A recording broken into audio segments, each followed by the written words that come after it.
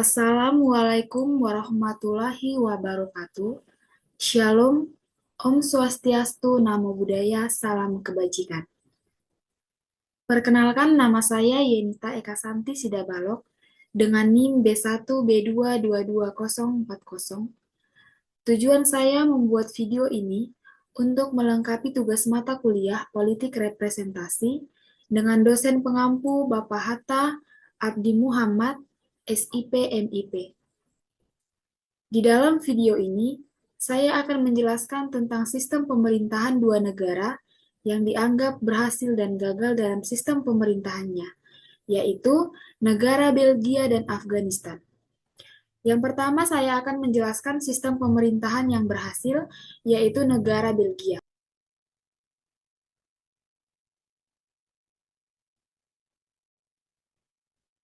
Belgia resmi dikenal sebagai Kerajaan Belgia adalah negara di Eropa Barat yang berbatasan dengan Belanda, Jerman, Prancis, dan Luksemburg. Dengan luas 30.528 km persegi dan populasi sekitar 11,5 juta jiwa. Belgia merupakan negara yang padat penduduknya. Yang selanjutnya itu sistem pemerintahan Belgia. Negara ini adalah sebuah kerajaan konstitusional federal dengan sistem parlementer. Negara ini dibagi menjadi negara tiga bagian, daerah Flandria di utara, daerah Walonia di selatan, dan daerah ibu kota Brussels. Bahasa resmi adalah Belanda, Prancis, dan Jerman. Belgia adalah salah satu pendiri Uni Eropa dan menjadi tuan rumah banyak organisasi internasional termasuk NATO. Yang selanjutnya itu sistem kepartaian negara Belgia. Sistem kepartaian Belgia bersifat multipartai dan terbagi berdasarkan bahasa dan wilayah. Flemis berbahasa Belanda, Walon berbahasa Prancis, dan komunitas kecil berbahasa Jerman. Karena tidak ada partai yang dominan, pemerintah biasanya dibentuk melalui koalisi partai, mencerminkan keragaman politik dan bahasa di negara ini. Ada beberapa ciri-ciri utama sistem kepartaian Belgia. Yang pertama itu, partai berdasarkan bahasa dan wilayah. Partai politik di Belgia umumnya hanya beroperasi di wilayah tertentu dan menggunakan bahasa wilayah tersebut. Tidak ada partai nasional yang mencakup seluruh Belgia. Di wilayah Flandes, berbahasa Belanda, terdapat partai-partai seperti N-VA nasionalis, Oven VLD liberal, dan CD-NV demokrasi Kristen. Di wilayah Walonia berbahasa Prancis, terdapat PS Sosialis, MR Liberal, dan Ekolo Partai Hijau. Ciri yang kedua yaitu pemilu dengan sistem perwakilan proporsional. Belgia menggunakan sistem pemilu perwakilan proporsional yang memungkinkan partai kecil mendapatkan kursi di parlemen. Hal ini menyebabkan fragmentasi politik dan perlunya koalisi untuk membentuk pemerintahan. Yang selanjutnya itu koalisi yang kompleks. Karena tidak ada partai yang memperoleh mayoritas absolut, pemerintah Belgia hampir selalu dibentuk melalui koalisi antar partai. Proses negosiasi koalisi sering memakan waktu lama, terutama karena perbedaan kepentingan antar wilayah dan ideologi. Dan ciri yang keempat, peran komunitas dan wilayah dalam politik. Belgia adalah negara federal dengan otonomi luas untuk wilayah-wilayahnya, sehingga partai politik juga memiliki fokus yang berbeda pada isu-isu lokal seperti otonomi Flandres atau solidaritas sosial di Walonia. Yang selanjutnya itu, mengapa Belgia dianggap berhasil dalam menjalankan sistem pemerintahannya? Yaitu karena mampu mempertahankan stabilitas di tengah kompleksitas politik, sosial, dan budaya yang tinggi. Keberhasilannya terutama didukung oleh penerapan sistem monarki konstitusional dan federalisme yang fleksibel, serta kompromi politik yang terus-menerus. Ada beberapa alasan alasan yang menjadi keberhasilan pemerintah Belgia, yaitu yang pertama, sistem federalisme yang adaptif. Belgia adalah negara federal dengan 3 wilayah utama, Flandres, Wallonia, dan Brussels, serta 3 komunitas bahasa, yaitu Belanda, Prancis, dan Jerman. Sistem ini memungkinkan masing-masing wilayah memiliki otonomi yang cukup besar dalam mengelola urusan domestik seperti pendidikan dan kebudayaan. Federalisme ini mengakomodasi perbedaan etnis, linguistik, dan budaya untuk mengurangi potensi konflik. Yang selanjutnya itu adalah ekonomi yang stabil. Belgia adalah satu negara pendiri Uni Eropa dan memiliki ekonomi yang maju. Stabilitas ekonomi ini mendukung keberlanjutan sistem politiknya. Yang ketiga itu ada toleransi terhadap pluralitas. Meskipun ada ketegangan antara komunitas linguistik khususnya antara Flandres dan Wallonia, Belgia secara keseluruhan dikenal dengan pendekatan inklusifnya terhadap keberagaman.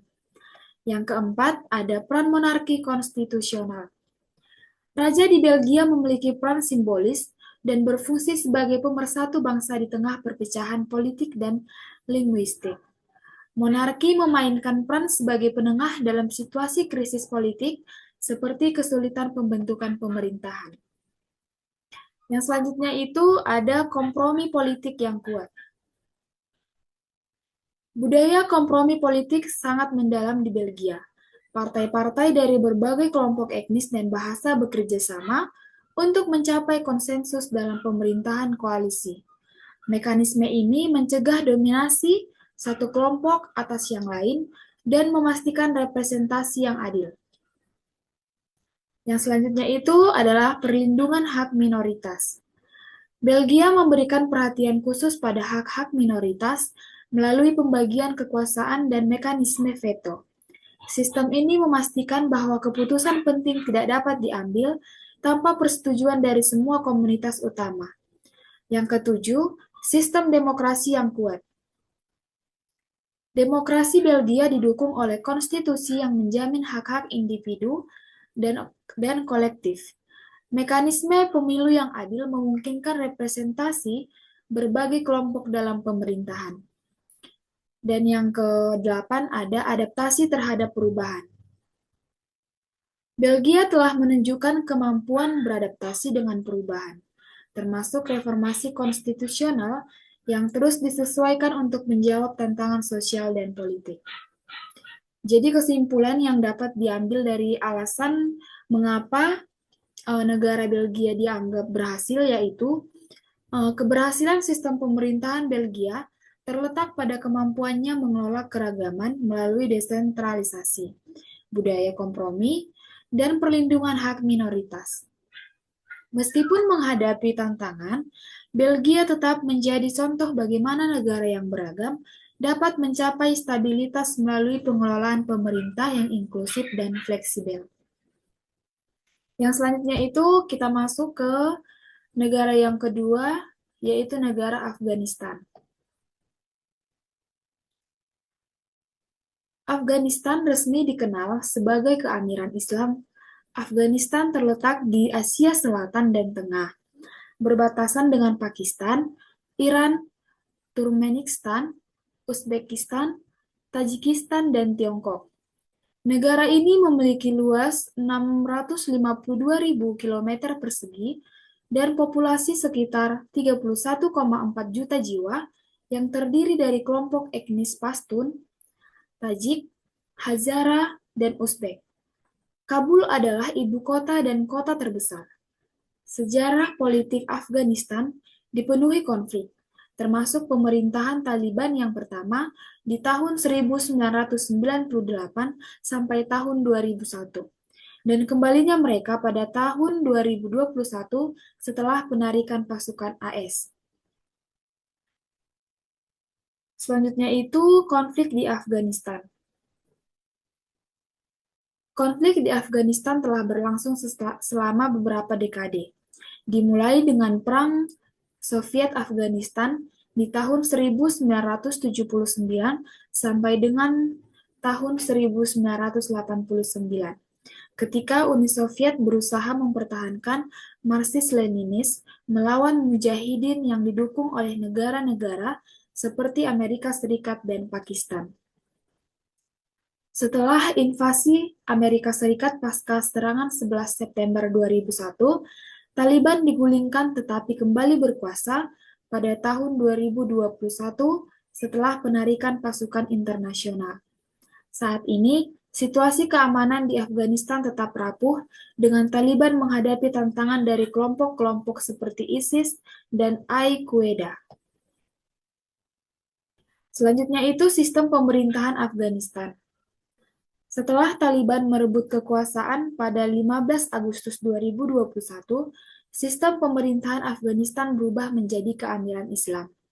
Pemimpin tertinggi adalah Hibatullah Akhundzada yang memiliki otoritas penuh atas keputusan politik dan militer. Pemerintah sehari-hari dipimpin oleh Muhammad Hasan Akhund sebagai Perdana Menteri, dibantu oleh 2 wakil Perdana Menteri. Sistem ini menekankan penerapan hukum syariah yang ketat, dan tidak ada partisipasi perempuan dalam pemerintahan. Masyarakat internasional belum mengakui pemerintahan Taliban, terutama karena pelanggaran hak asasi manusia dan pembatasan terhadap perempuan. Ada beberapa ciri-ciri sistem kepartaian Afghanistan. Yang pertama itu multipartai tetapi tidak kuat. Afghanistan memiliki sistem multipartai di mana sejumlah partai politik diakui secara resmi. Namun, pengaruh partai dalam politik nasional relatif lemah karena tradisi politik yang lebih mengutamakan figur individu, kelompok etnis, atau jaringan lokal. Banyak partai didirikan berdasarkan etnisitas, agama, atau aliansi pribadi, bukan ideologi yang mapan. Yang kedua itu pemilu dan peran partai. Dalam pemilu, partai politik seringkali memainkan peran sekunder karena mayoritas kandidat lebih memilih mencalonkan diri secara independen, terutama untuk menghindari stigma yang mungkin melekat pada partai tertentu. Sistem pemilu sebelumnya, yaitu single non-transferable vote atau NTV, memberikan keuntungan kepada kandidat independen daripada partai politik yang semakin melemahkan struktur kepartaian. Dan yang ketiga itu dominasi kelompok etnis dan sosial. Partai politik seringkali mewakili kepentingan etnis tertentu, tetapi Pashtun, Tajik, Hazara, dan Uzbek daripada agenda nasional. Hal ini menyebabkan fragmentasi politik yang mendalam. Konflik antar etnis seringkali tercermin dalam persaingan antar partai. Selanjutnya itu ada pengaruh konflik dan ketidakstabilan. Konflik berkepanjangan di Afghanistan telah melemahkan institusi demokrasi, termasuk sistem kepartaian. Partai politik seringkali tidak memiliki infrastruktur atau sumber daya untuk beroperasi secara efektif di tengah situasi yang tidak stabil. Kelompok-kelompok bersenjata dan aktor non-negara, termasuk Taliban, memainkan peran lebih besar dalam politik dibandingkan partai-partai resmi. Selanjutnya itu ada beberapa faktor utama yang menyebabkan kegagalan sistem pemerintahan Afghanistan. Yang pertama itu ada ketergantungan pada dukungan asing. Pemerintah Afghanistan yang didukung Barat tahun 2001 sampai tahun 2021 sangat bergantung pada bantuan keuangan dan militer internasional, terutama dari Amerika Serikat. Ketika dukungan ini berkurang, pemerintah kehilangan sumber daya untuk mempertahankan stabilitas dan melawan Taliban. Kurangnya kepercayaan lokal terhadap pemerintah, dukungan asing juga menciptakan jurang antara rakyat dan penguasa. Yang kedua, korupsi yang meluas. Korupsi sistemik di hampir semua level pemerintahan Afghanistan melemahkan legitimasi pemerintah di mata rakyat. Dana bantuan internasional sering disalahgunakan, sementara pelayanan publik yang dijanjikan tidak terrealisasi. Elit politik lebih fokus memperkaya diri dibanding membangun lembaga-lembaga yang kuat. Yang selanjutnya itu ada pemerintah yang lemah. Lembaga pemerintah tidak memiliki kapasitas yang memadai untuk menjalankan fungsinya, seperti penegakan hukum, pengelolaan ekonomi, dan penyediaan layanan dasar. Perebutan kekuasaan antara berbagai faksi dalam pemerintahan membuat negara ini tidak memiliki kepemimpinan yang konsisten dan kuat. Yang selanjutnya itu ada konflik etnis dan tribal. Afghanistan adalah negara dengan keragaman etnis yang tinggi, seperti Pashtun, Tajik, Hazara, dan Uzbek. Pemerintah sering dianggap berat sebelah, terutama oleh kelompok yang merasa terpinggirkan. Sistem tribal tradisional yang kuat di beberapa wilayah bertentangan dengan konsep pemerintahan terpusat, sehingga menyebabkan ketegangan dan ketidakstabilan. Yang kelima itu ada kegagalan mengatasi Taliban. Pemerintah tidak mampu memanfaatkan momentum kemenangan awal pasca 2001 untuk menyingkirkan Taliban sepenuhnya. Sebaliknya, Taliban tentu terus mendapatkan dukungan, terutama dari pedesaan dan negara tetangga seperti Pakistan. Strategi militer dan diplomasi yang tidak konsisten memperburuk situasi, sementara Taliban memanfaatkan kelemahan tersebut untuk merebut kembali dukungan rakyat. Yang keenam itu ada kurangnya integrasi rakyat.